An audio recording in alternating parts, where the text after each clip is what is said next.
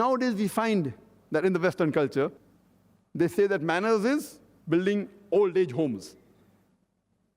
Islam has got no place for old age homes. Because Islam believes that we should love and respect our parents. And there are several verses in the Quran.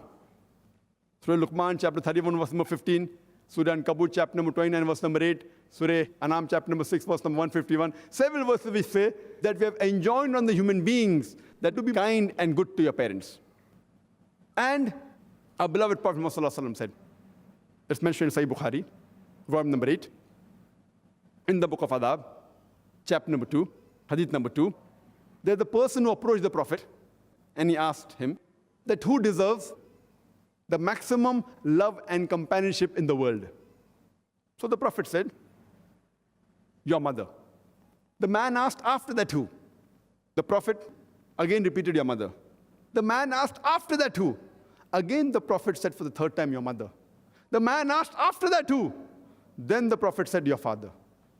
75%, 3/4 of the love and companionship goes to the mother. 25%, 1/4 goes to the father.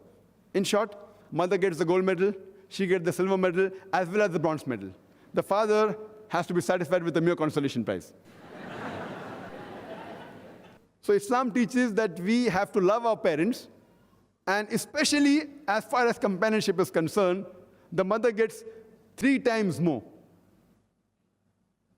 So in Islam, there is no place for old age homes. So whatever manners and etiquettes that we teach our children, it should be in line with what our Creator Allah subhanahu wa ta'ala wants.